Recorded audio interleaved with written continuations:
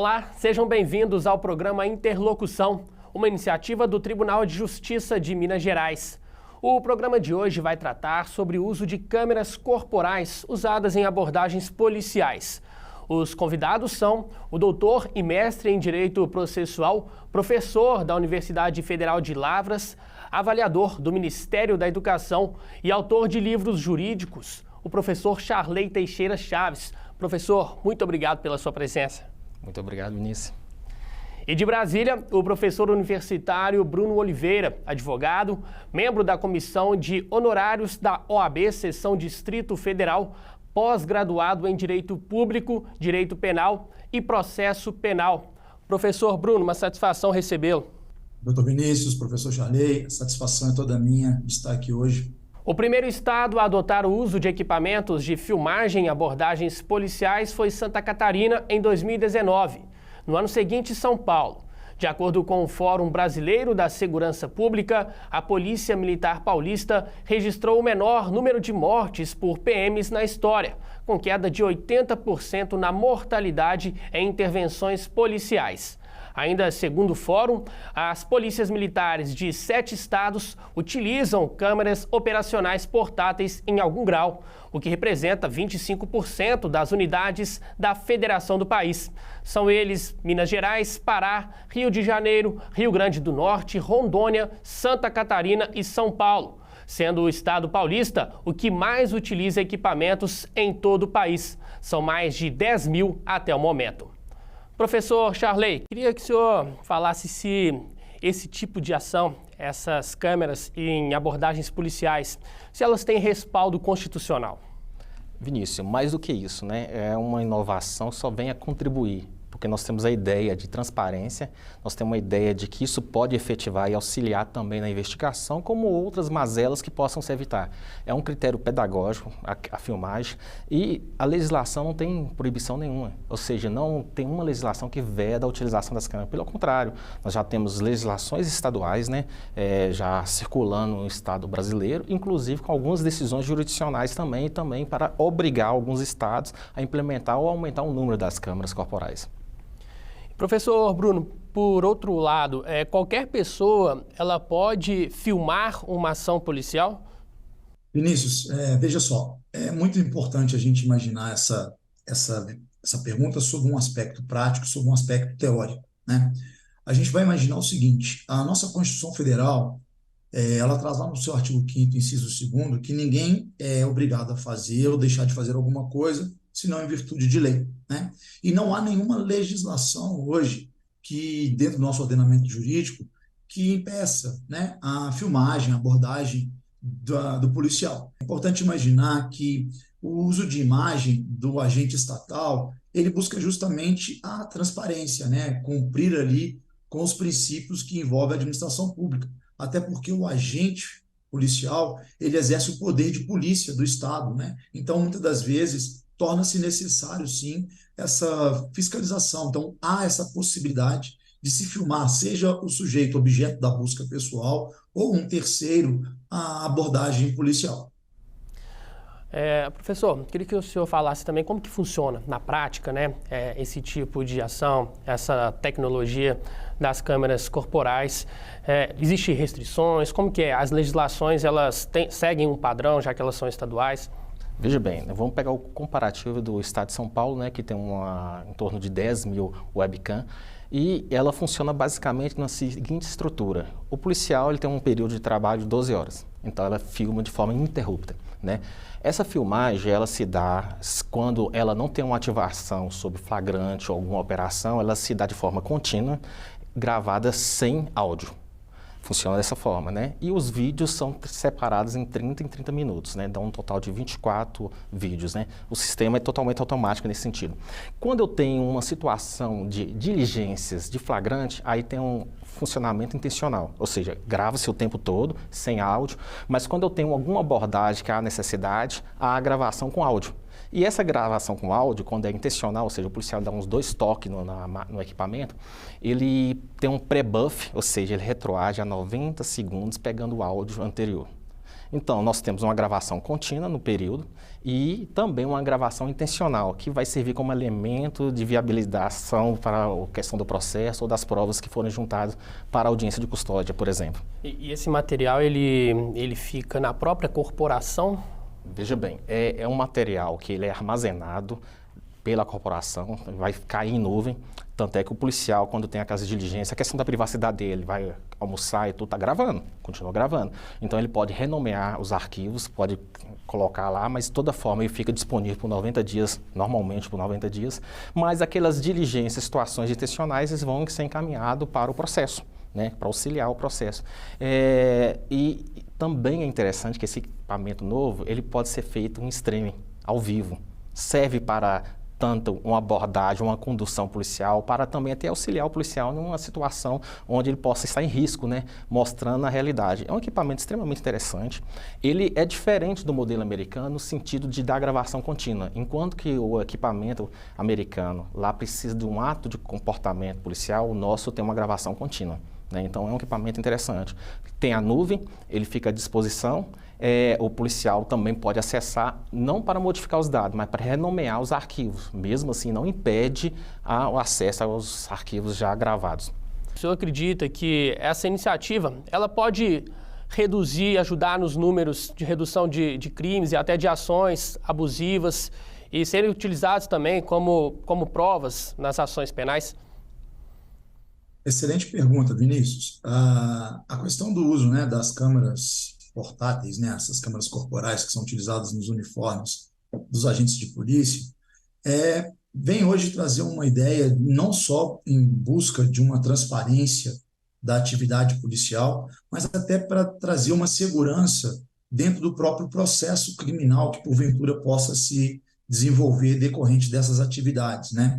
Como eu bem salientei, a atividade policial, quando ele faz essa abordagem, ela pode estar dando início ali a uma persecução criminal. E há uma tendência hoje, desde o pacote anticrime, da chamada preservação da cadeia de custódia da prova. E essa prova, esse elemento de informação que é colhido no momento em que a gravação está sendo realizada, ela pode servir muito para trazer a licitude da prova, a forma como foi feita a abordagem, como também ser uma ferramenta para o cidadão de demonstrar que tal ato possa ter sido derivado de um vício de legalidade, de constitucionalidade, violando ali algum direito, né, do cidadão, enquanto a uma abordagem policial mais coesa, mais dentro de um viés de licitude, né? Então, eu acredito que sim, ela vai ser uma ferramenta utilizada, por exemplo, nas audiências de custódia, como o professor Charley bem observou. Já houve casos aqui de que os magistrados determinaram a imediata soltura daquele que havia sido preso, entendendo que houve um excesso, né, do agente estatal naquele momento da abordagem policial. Professor Charley, ainda há uma certa discussão, né? Há quem apoie essa iniciativa, há quem também discorde. Na sua experiência, observando já esse tempo de atuação, desde que as câmeras foram implementadas aqui no Brasil em alguns estados, o senhor vê que tem tido mais resultados positivos ou negativos? Veja bem, Vinícius, né? É o que o professor Bruno também colocou, a importância da audiência de custódia. É inevitável que a tecnologia chegou. Nós trabalhamos uma ideia de transparência. Por mais que aqueles que venham negar e tudo, é um mecanismo de transparência melhor do que o papel. O papel não tem sensibilidade, não tem imagem, não tem fala. A gente não consegue perceber. Então, a modalidade do papel está tendente ao fracasso por conta dessa tecnologia. Não é uma questão também contra os policiais, mas sim também uma evolução que vai higienizar o comportamento e trabalhar a máquina de forma melhor. Então, nós vemos seu benefício, inclusive a letalidade policial foi bem reduzida naqueles agentes que utilizam a máquina. Há uma preservação, não um medo contra a bandidagem, mas sim uma conduta, porque eles são bem preparados, né? Eles estudam muito. Então, eles fazem um curso com uma preparação. E a câmera vem auxiliar, inclusive naqueles flagrantes que se exaurem. Um comportamento direto, objetivo do policial, pode exaurir também o comportamento flagrante. É um mecanismo de prova que o tribunal pode fazer um convênio e encaminhando direto para a audiência de custódia e verificando a legalidade. Então, há uma situação de higienização, há uma situação de melhorar a própria imagem dos policiais, né, mostrando que os policiais trabalham de forma efetiva, como também inibir o mau comportamento. Então, é algo inevitável, é algo que vai ser implantado, né? O Brasil inteiro está progredindo, né? Nós já temos 7 estados com câmeras já efetivadas e outros já em pré-elaboração, ou seja, é algo que mesmo quem é aqueles que resistem, tem uma resistência, né? Não tem como evitar. Agora, professor Bruno, quem ainda resiste e é contra a implementação dessas câmeras, alega que pode acabar inibindo ações policiais, com medo até de algumas inseguranças jurídicas, de acabarem colocando provas contra si mesmos. O que o senhor fala a respeito disso? Vinícius, a ponderação feita pelo professor Charlet, ela é muito interessante, porque eu comungo da opinião do professor e acredito que há prós e contras, né? A questão que envolve essa argumentação, essa narrativa de que inibiria as atividades policiais, mitigaria a iniciativa de uma capacidade de resolução de conflitos ali pelos agentes de polícia, ela reside muito sobre esse aspecto da abordagem. A gente sabe que a abordagem policial, ela se dá em ambientes com uma certa tensão, né? Então, o policial, muitas vezes, ele fica receoso do momento em que ele vai fazer a abordagem, da forma como o cidadão vai se portar, e ele entende que aquele mecanismo de monitoramento, as câmeras, né, corporais, elas seriam uma ferramenta que atrapalharia a atividade policial. Mas eu já penso um pouco até em contrário. Eu acredito que o uso da câmera corporal, ela vai facilitar o trabalho policial justamente no sentido de dar transparência, de dar uma publicização, vamos dizer assim, da atividade policial, né? Justificando ali, por exemplo, a própria atividade por ele exercida. Se houve alguma necessidade de excesso naquela conduta, aquelas imagens poderão levar ao Poder Judiciário se elas se deram em estrito ponto de legalidade ou se foi eivada de um excesso, né? Eu imagino que não há só posicionamentos contrários, mas até posicionamentos favoráveis. Um policial que adote a sua conduta de abordagem de uma forma mais sem excessos, ele estaria ali aos olhos dos seus superiores para eventuais promoções, para eventuais premiações de uma atividade policial, de uma carreira que foi pautada ali pela legalidade, né? Acho que isso deveria ser analisado como um fator motivador ao policial e, além do que, um controle da atividade policial, né? Eu vejo muitos benefícios na utilização dentro desse mecanismo, né, de produção probatória, de garantir ali a licitude do poder de polícia estatal. Vamos a um rápido intervalo, daqui a pouco a gente volta para continuar esse bate-papo.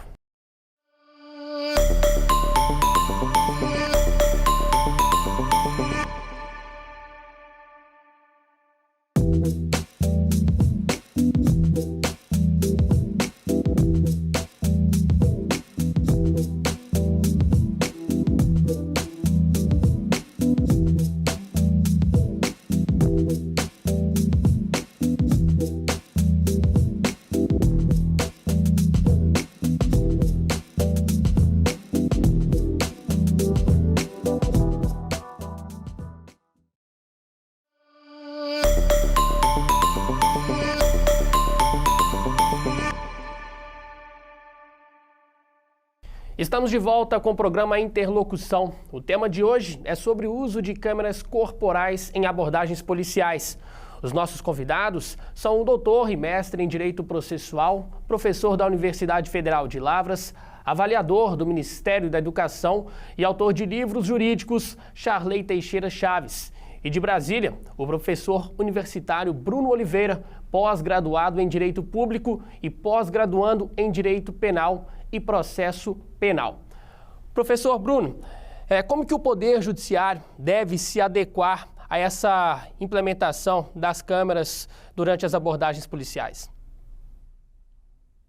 Vinícius, eu entendo que o Tribunal de Justiça, né, o Poder Judiciário em si, ele deveria criar alguns mecanismos até de armazenamento desses dados que são gravados pelas câmeras em algum convênio entre os órgãos policiais, entre as secretarias de segurança pública, para que pudéssemos ter uma quantidade, um arquivo digital que pudesse ser mantido dentro hoje de uma estrutura que o nosso processo judicial se encontra todo praticamente eletrônico, né, pelo sistema PJE.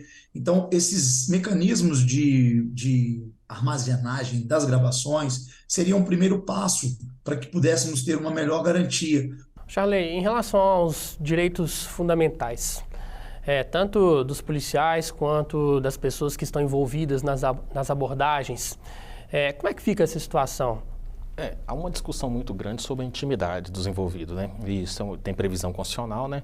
Só que a questão primordial sendo um agente público que trabalha na res pública, essa intimidade ela é mitigada, ela é abrandada, é eufemizada. Em que sentido? Que é permitido qualquer espécie de filmagem de um servidor público em pleno trabalho. A sua intimidade está em sua casa. O policial, uma vez não fardado, ou o policial à paisana que não use farda, né, esteja jogando futebol e tudo isso, a privacidade dele deve ser preservada. Mas no momento do seu trabalho, não. Né? E isso nós temos vários dispositivos, igual o Código de Processo Civil mesmo coloca bem claro lá que é permitido a gravação das audiências dos juízes, mesmo sem autorização do juiz nos processos que não têm sigilo. Né? Se uma audiência do juiz pode ser gravada sem autorização do juiz, e tem previsão no Código de Processo Civil que pode ser exteriorizado para o processo penal, imaginemos também como analogia essa aplicação em outras vertentes. Né? Nós não temos legislação que impede. O professor Bruno colocou de forma bem clara, né? O artigo 5º, inciso 2º, deixa bem claro, quando a lei não veda, não há proibição. E a res pública, ou seja, o servidor público, ele não tem essa liberdade enquanto está exercendo função pública. Professor Bruno, uma dúvida, né? Se uma pessoa que foi abordada por um policial e sente que foi uma abordagem abusiva, ela pode pedir o acesso a essas imagens? Como que deve ser esse procedimento? Sim, veja só, a todos são um direito, né, está dado o direito de acesso a alguma informação que lhe diz respeito, né? Nesse contexto, justamente por aquilo que nós mencionamos da forma de armazenagem dessas imagens, né, qualquer cidadão poderia acionar tanto eventual aspecto administrativo quanto até judicial na busca dessas imagens. O problema reside justamente nesse tempo de gravação, que muitas das vezes a Defensoria Pública ou o advogado faz um requerimento a esse tempo e há uma resposta dizendo que a imagem não estaria mais ali disponível, que houve algum problema na gravação durante a abordagem policial. Mas sim, qualquer pessoa poderia ter direito a essas imagens, até mesmo porque, como o professor Charley bem salientou, o agente estatal ele age pela transparência, pela publicidade dos seus atos. Então, entendo aqui que essa ferramenta, esse mecanismo, tem que estar disponível a todo e qualquer cidadão que se sentir violado, né, no seu direito ali à intimidade, à integridade física, que porventura possa ter sido objeto de violação pelos agentes estatais. O professor Bruno, ainda tratando com o senhor, queria saber também sua opinião, né, conforme o professor Charley também já falou, sobre essa questão dos direitos individuais, se essa ferramenta se fere a algum tipo de direito ou não. Veja só, a gente vai pensar pelo prisma do agente policial, né? Se, como bem observado pelo professor Charley, a nossa Constituição ela nos garante o direito de privacidade, né? O direito à imagem, no contexto ali do inciso 10 do artigo 5º da Constituição, que é um direito fundamental, é uma garantia fundamental. Entendo eu que o agente policial, no momento em que ele não é agente estatal, no seu momento de folga, no seu momento de férias, quando ele não está em atividade, ele tem sim o seu direito de imagem, né, garantido. Então, qualquer abordagem que seja feita pelo uso da sua imagem, desde que não tenha sido consentida por ele, ela seria indevida. Mas esse agente policial, no exercício da função policial, eu entendo que ele não tem ali qualquer violação ao seu direito de imagem, se algum cidadão ou mesmo o agente que está sendo objeto da persecução ali penal, ele possa fazer a gravação, né? Não haveria ali nenhuma violação ao direito de imagem, de intimidade do agente policial, porque, como eu tinha dito, né, e a gente já mencionou aqui pelo professor Charley, o policial ele age como um dos braços do poder de polícia do Estado, né? E ali a gente deveria sempre estar atento aos princípios da administração pública que envolvem ali especialmente a transparência, a publicidade, a moralidade do ato praticado pelo agente estatal. Professor Charley, como que está hoje a adesão aqui no Brasil desse equipamento, dessa tecnologia e um retrospecto aí, né, de como que foi a implementação? É bem interessante, né? Nós tivemos o Rio de Janeiro com uma primeira lei, mas uma legislação só para carro, né? E nós tivemos Santa Catarina como o primeiro estado implementando, né? Eu acho que tem lá em torno de 2.000 e poucas câmeras. Depois São Paulo com 10.000 câmeras, Rio de Janeiro com 9.000 câmeras, Minas Gerais com 1.000 e pouquinho. Ou seja, nós temos 7 estados já com plena eficácia, com alguns com legislações estaduais regulamentando e com implementação e com um projeto de crescimento. Os demais estados do Brasil ainda estão em fase de licitação e fase de incorporação. É importante que, além das câmeras, também, só para complementar também a fala do professor Bruno, né, que não é só o policial ter o equipamento, o próprio policial também pode usar o equipamento dele, o celular dele, ou um terceiro, ou cidadão, ou seja, a abrangência da Câmara é uma questão de uma criação, de uma imposição estatal para criar um vídeo que serve como evidência, mas também que nada impede que um terceiro transeunte na rua, ou o próprio policial utilize seu celular para fazer isso. Não há impedimento legal, né? Então, dentro de um conceito mais lato, mais ampliativo, nós temos essa possibilidade. Inclusive, a gente vê direto na televisão filmagem de terceiro. Então, não há impedimento nesse sentido. E a tendência é que haja mais adesão de outros estados também, pelo que o senhor tem observado? Sim, há uma tendência muito grande, porque há uma diminuição de letalidade, serve também como elemento de higienização do comportamento policial. Muitas das abordagens dos policiais estão sendo colocadas no YouTube, justamente para mostrar que como que a polícia está trabalhando de forma adequada, né? Porque o erro é fácil, mas também tem os acertos, né? Então, isso também serve como mecanismo até de treinamento, né? Um policial que teve uma abordagem exemplar, mesmo que tenha alguma situação onde que possa ter risco à vida de uma pessoa, mas que essa abordagem pode ser utilizada como estudo dentro da academia, tanto de forma positiva como de forma negativa, né? Ou seja, nós temos uma estrutura que ele só tem a engrandecer. Há uma necessidade ainda, igual o professor Bruno colocou, dos tribunais fazerem convênio, principalmente na audiência de custódia. A audiência de custódia, o principal papel dela é verificar a prisão em flagrante. Essa testificação, essa fiscalização feita pelo juiz com o vídeo, ela reduz toda uma estrutura procedimental de papel, não é eliminando a Polícia Civil, mas dando um valor ao próprio vídeo e, logicamente, se tiver algum questionamento sobre o vídeo, a qualidade do vídeo ou assim por diante, isso é outro tipo de questionamento que a gente pode discutir. Mas isso vai encurtar procedimentos que se exaurem. Tem prisões que é feita pela Polícia Militar, que tem um procedimento todo exaurido e o vídeo é muito claro, é muito melhor do que uma fala escrita que não tem imagem, som, ou seja, nenhum símbolo que possa extrair da concepção do juiz. Professor Bruno, essa ferramenta ela pode ser expandida também para outras forças de segurança ou ela cabe mais para a Polícia Militar, por exemplo? Vinícius, excelente essa sua pergunta, porque nós temos que imaginar o seguinte: hoje nós temos a Força Nacional de Segurança, né, composta pelos órgãos de polícia militar, polícia civil, seja federal, seja estadual. E é interessante e foi oportuno porque nós temos aqui no Distrito Federal, desculpe, em Brasília, na Câmara dos Deputados, inclusive uma proposição de lei, né, que traz justamente a implantação, se não me falha a memória, é o projeto de lei 3656 de 2021, que trata inclusive sobre a implantação do chamado sistema de vídeo, de áudio, nas viaturas automotivas, nas aeronaves que servem, né, às forças de segurança pública, justamente para fazer esse monitoramento do registro das ações individuais desses agentes de segurança. Então, acredito eu que isso é uma realidade, isso é uma necessidade que nós devemos ter dentro do âmbito, né, da segurança pública. O professor Charley fez uma observação muito interessante com relação ao próprio policial se valer do mecanismo de filmagem ou solicitar a terceiros. Eu costumo dizer que as câmeras, policiais, elas não vão fazer o trabalho policial. Elas são uns instrumentos para os policiais. Acho que, a princípio, o maior é isso. É um instrumento de validação da sua atividade, né? E não o policial é um instrumento para a câmera. Eu acho que, havendo essa forma de pensar, acho que nós vamos acabar tirando aqueles que pensam em contrário na utilização desse mecanismo tão importante, né, no contexto aí da atividade policial. Professor Charley, a gente já está caminhando para o final, e aí queria que o senhor fizesse suas considerações finais a respeito desse tema. Vinícius, eu agradeço a participação aqui, o professor Bruno também, né? É um tema que realmente ele tem alguns obstáculos, que trata-se da modernidade, é tecnologia, né? Mas a tecnologia veio para ficar. Hoje o tribunal tem o PJE, o processo eletrônico.